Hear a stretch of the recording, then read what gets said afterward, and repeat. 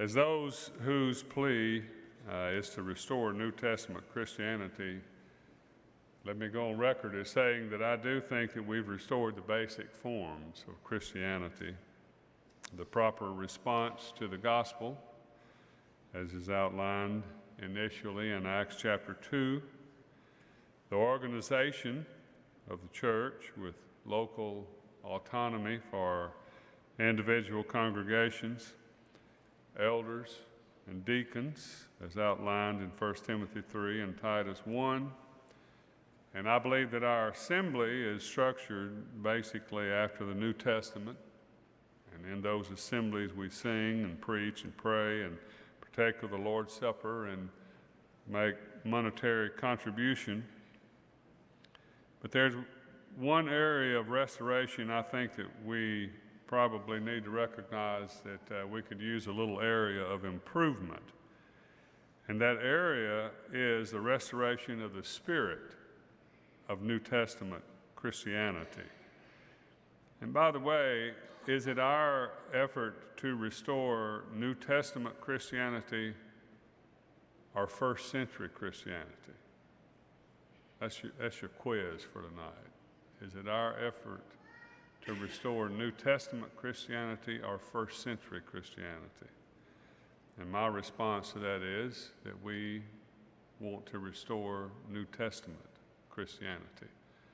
In fact, if you go to the first century churches and you look at all the churches, I'm not sure that there's any of them there that we want to exactly pattern ourselves after, and certainly we don't after a church like Corinth, because they had a world of problems there, didn't they? In fact, I think it's kind of an encouraging thing, the way that Paul talked to and treated and wrote to the church at Corinth, because I would think if we were individually a member of that congregation, we might have a lot of turmoil.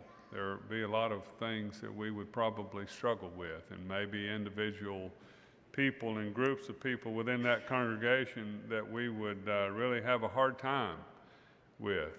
So I think that we've done a really good job in many, many ways, but sometimes we can get into a rut of things and we just kind of click things off and make sure that we're doing things, quote, the right way. There are some practices in the New Testament or by New Testament Christians and churches that we see that by and large we don't observe today because we don't consider them to be binding. And just 2 or 3 of those, one of them is, and it's kind of interesting to see how many times it's encouraged in the New Testament for the holy kiss. Now, I know that that would be really interesting during these times that we live in right now, but there are some practices that they observe, and whenever you think about the holy kiss, remember how Judas chose to identify Jesus to the authorities. And we mentioned that this morning. The holy kiss was a customary greeting that was indicative of close fellowship. And you find it 1, 2, 3, 4, 5 times in the New Testament epistles. Romans 16:16, salute one another with a holy kiss. The churches of Christ salute you. We like the last part of that verse, not so much the first part, right? In 1 Corinthians 16:20, it says, all the brethren greet you. Greet one another with a holy kiss. In 2 Corinthians 13:12, it says, greet one another with a holy kiss. In 1 Thessalonians 5:26, greet all the brethren with the holy kiss. In 1 Peter chapter 5, verse 14, greet one another with a kiss of love. So it's pretty interesting how many times that particular thing is in the New Testament. Then the second one is foot washing. It is still, those of you that have been to homes in certain European countries, you found out that it's customary in many of those countries when you come into someone's private home to take your shoes off. In fact, I've been in some of those homes where in the foyer of the home there would be maybe a dozen pairs of slippers. There would be men's slippers on one side and women's slippers on the others, and so you came in, took your shoes off, and you picked out slippers that were roughly your size, and that's what you wore in the homes. In Luke chapter 7, verse 36, beginning, the woman with the alabaster box of anointment washed Jesus' feet. We saw another incident of that this morning. I'll touch on this a little bit later. And in John chapter 13, verse 1 through 17, Jesus and his disciples in that last supper that they had, the setting for Jesus washing their feet, his disciples' feet, was he showed them the full extent of his love. And so that gives us an insight into something that this foot washing represented, something that it taught, that he showed them the full extent of his love. And then it goes into great detail talking about how he took his outer garment off and he got a pail and he washed their feet. In 1 Timothy chapter 5, verse 10, one of the things which a widow who would be enrolled in the churches, which was a common practice, by the way, evidently also, and during that time, widows truly had no way or very little way to support themselves, since very few of them worked outside the home per se. Then if all of the men in their family died, they were really in a bind. And so there were evidently churches, at least some of the churches, who had a roll written down of the widows that were to receive regular support from the church. And Paul gave some requirements that a widow was to meet before she would be enrolled on such a roll. Things that she was to have already been doing and demonstrated that she was willing to do, showing hospitality, washing the feet of saints, and helping those in trouble. And then there were some other information there. And so foot washing was a really common thing. I have to smile every time I think about your feet and that kind of thing. We had a lady in a church where I used to attend who she had a belief that she could rub your feet, and if she found the spots where it hurt, then she would be locating problems that you had in your body. And so I was at her house one time, and she wanted me to take my shoes and socks off, and she wanted to rub my feet. And I can't tell you exactly why I felt the way that I did, but she wasn't going to rub my feet. And so we had a little discussion about that, and I hope she wasn't overly offended, but I wasn't going to take my shoes and socks off and let her rub my feet. And another incident that is humorous to me, my dad, among the numerous things that he did in his life, one of the things that he did was he repaired color televisions in the afternoons after he got off of his mail route and before he went to trade school to teach trade school. Then he repaired color TVs under contract. And he went into a lady's house, and when he came in, she requested that he take his shoes off. Now, my daddy had big feet, and he had a foot odor problem, all right? And so this lady requested him to take his shoes off, and he said, "Lady, I have a hole in my sock, and I have a foot odor problem.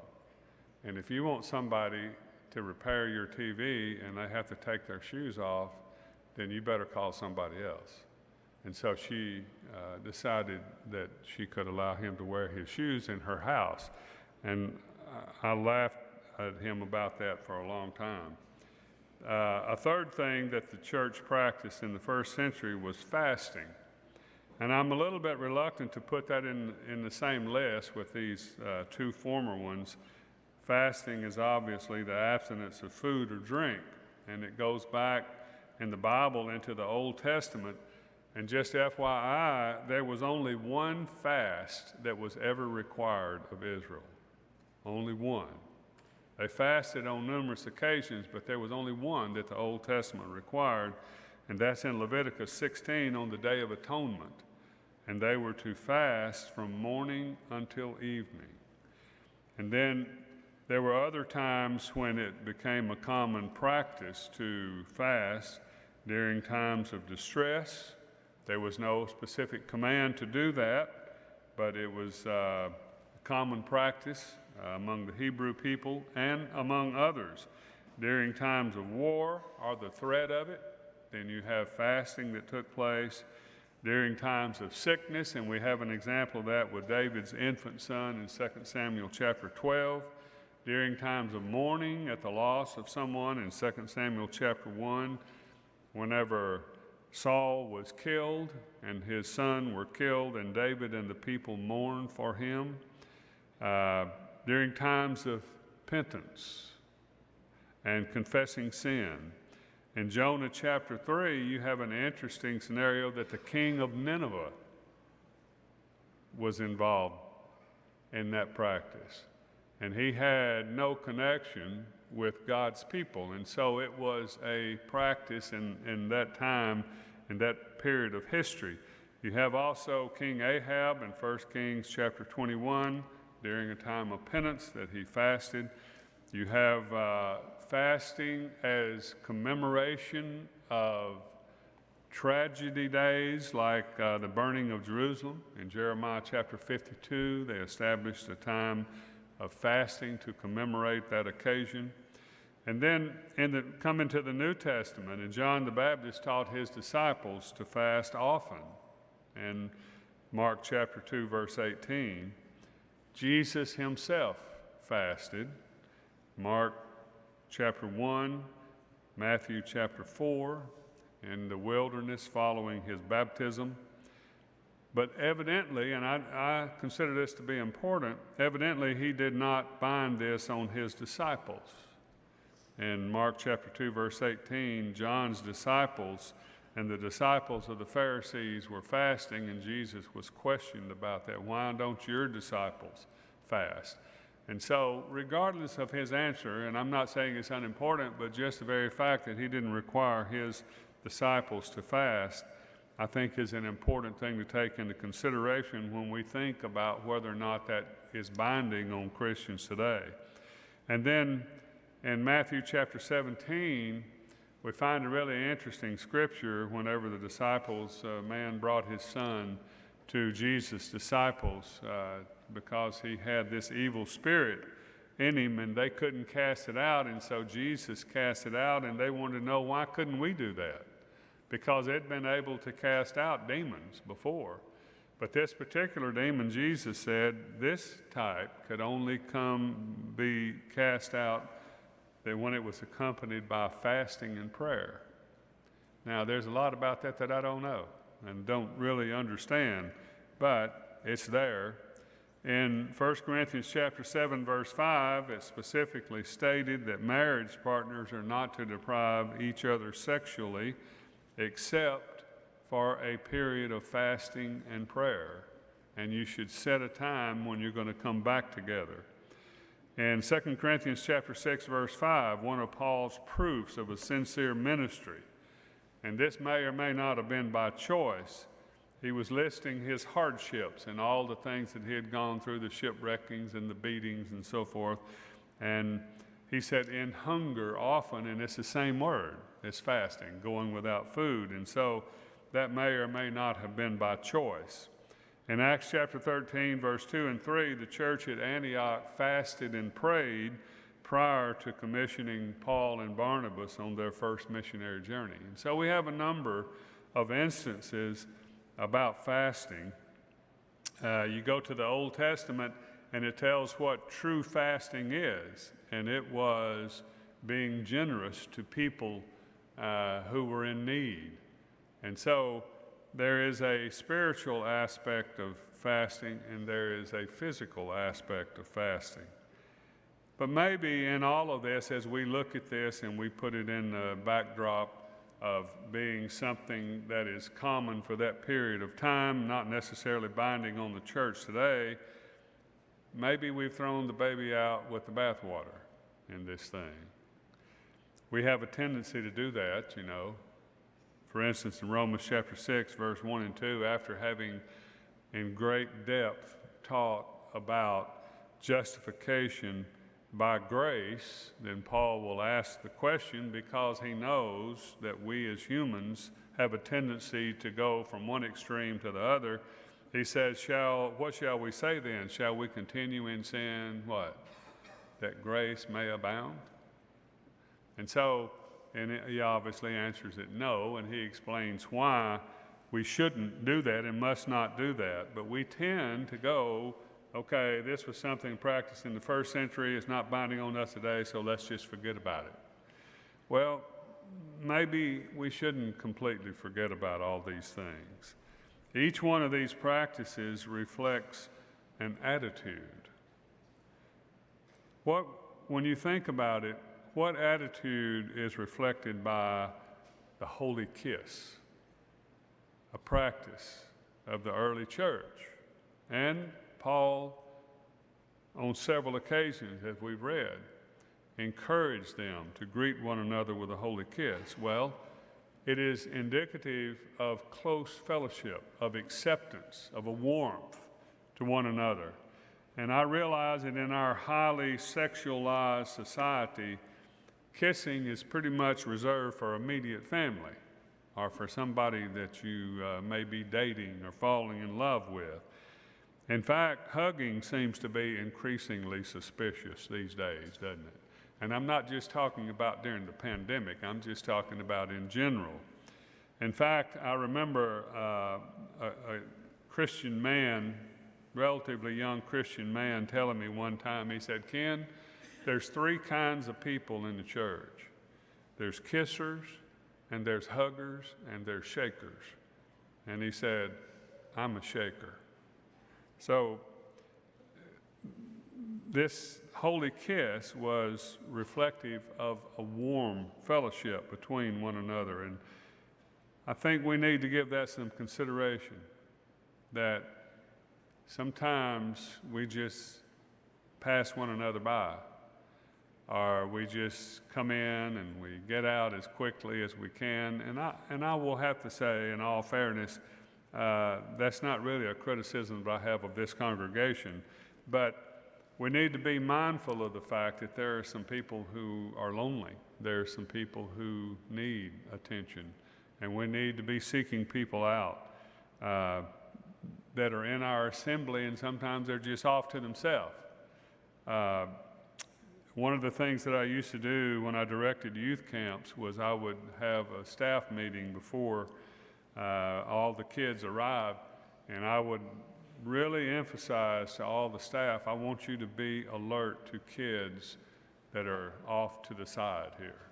There's a reason that they're there, and I want you to go to them, and I want you to spend time with those kids. And it really paid off, and I had lots of people, even staff, that come back to me and tell me how much they appreciated that, and tell me a story about this kid that they'd gone and talked to and found out that he really had some problems in his life, maybe in his family, and so they really helped him out. It's really interesting that I read a paraphrase, Bible paraphrase, that instead of saying a holy kiss, it says greet one another with an enthusiastic handshake. Well, obviously that's not a translation, but I guess that kind of fits our society a little bit today. So what attitude was reflected by foot washing? Well, that's not too hard, right? One of them would be humility. I won't ask you to raise your hand, but have any of you ever been involved in a foot washing? I will tell you, it is a really, really interesting experience. And for those of us who haven't made a practice of that, then it can be really uncomfortable on either end of it. But it reflects service. It reflects love. In fact, the story in Luke chapter 7 that I alluded to a little bit earlier, the Jesus was in the Pharisee's house, and a woman, it says, of ill repute came in, and she broke the alabaster jar of ointment and put it on Jesus' feet. Not Mary, not the one we referred to this morning, but on another occasion. And the Pharisee in whose house he had been invited said, "This guy can't be a prophet, because if he really was a prophet, he'd know what kind of woman that was doing that."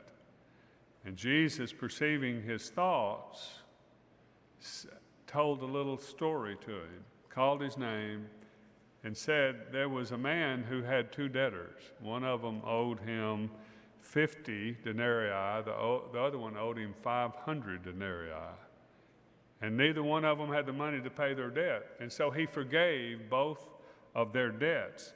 And then he asked the question, which one would you suppose loved him more?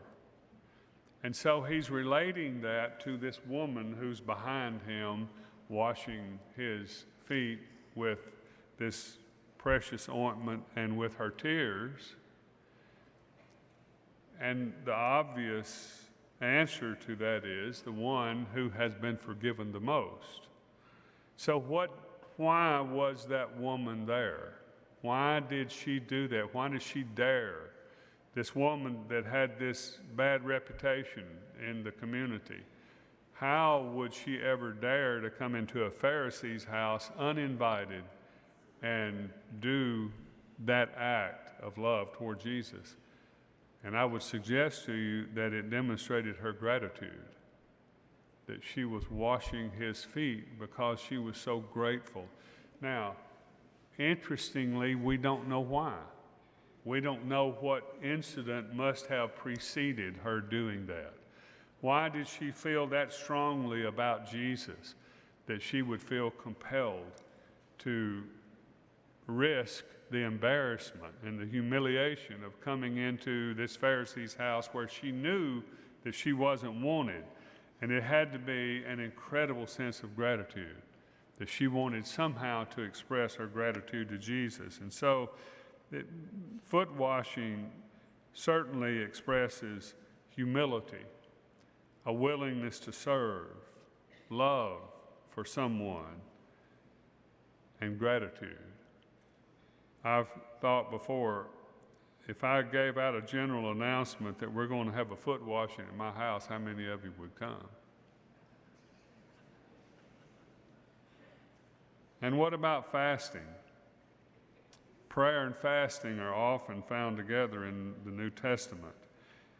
And fasting, among other things, denotes primarily a recognition of a need for God's help to, if you will, demonstrate to God contrition and humility about a particular situation that is happening in your life. Now, I'm not seeking to bind any of these. And I do think that custom played a significant part in every one of them. There's a tremendous amount of disdain toward all of these practices today. And I'm thinking of Paul in 1 Corinthians chapter 1, beginning in verse 27, where he's talking about the gospel and how people view it in the world, and then he gives the view from God's perspective of it. He says, "Brothers, think of what you were when you were called. Not many of you were wise by human standards, not many influential, not many of noble birth, but God chose the foolish things of the world to shame the wise. He chose the weak things of the world to shame the strong. He chose the lowly things of this world and the despised things and the things that are not, to nullify the things that are, so that no one may boast before him. It's because of him that you're in Christ, who has become for us wisdom from God, our righteousness, holiness, and redemption. Therefore, as it is written, let him who boasts, boast in the Lord." These things that the world looks down on, these things that the world would maybe even make fun of, in Christianity, they had a purpose. And even though, again, we may have decided that we don't have the right to bind these things, that doesn't mean that we don't need to be aware of what they represent and what they stand for. And so my sum total of what I'm trying to say with this tonight is there needs to be an awareness of the meaning of these acts. And there needs to be a deliberate attempt to revive the spirit that these acts represented in the early church. In 2 Timothy chapter 3, verse 5, it says, having a form of godliness but denying the power thereof. And so these things can demonstrate the power of Christianity, the glue that makes Christians stick together. And so let me end with a story. Tyrone will be somewhat familiar with this, but both of us had a teacher when we were in preacher school, J.J. Turner and his wife, and J.J. has gone on to write dozens of books and has been an example for Christians and a preacher in a number of different places, has affected lots of people's lives. And I remember that he told the story about he and his wife decided that they needed to become Christians. And so they started a search. They lived in Atlanta, Georgia. And so they went to the nearest church and they attended there, reading their Bible.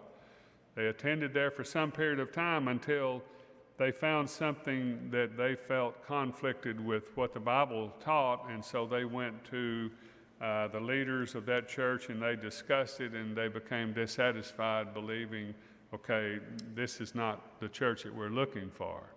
And they went down the street to the next church and they did the same thing. And they went to the next one, and they took months and months in this search. And finally, they happened on a Church of Christ.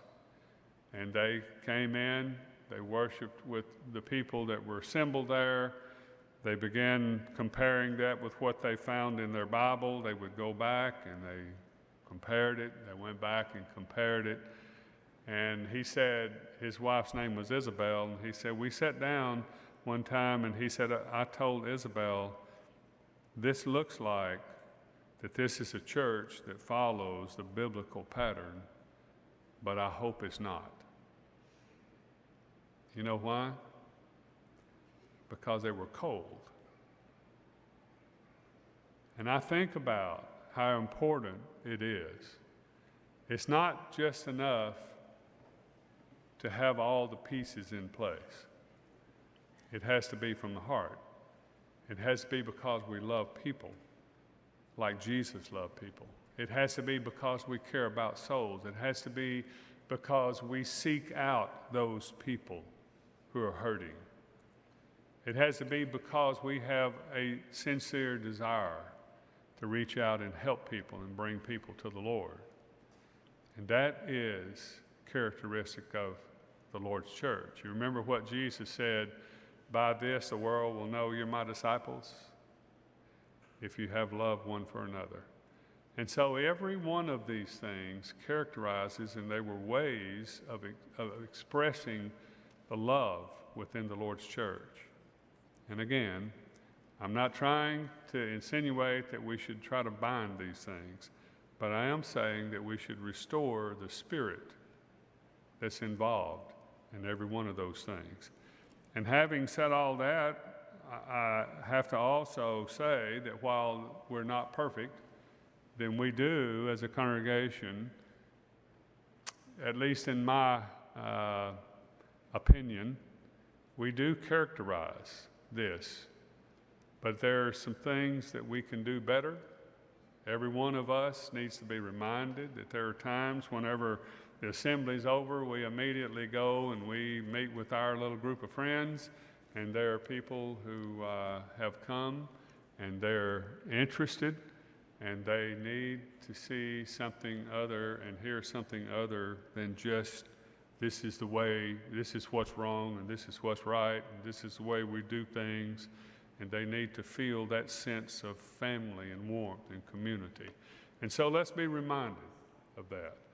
it has been a really, really interesting time during this pandemic.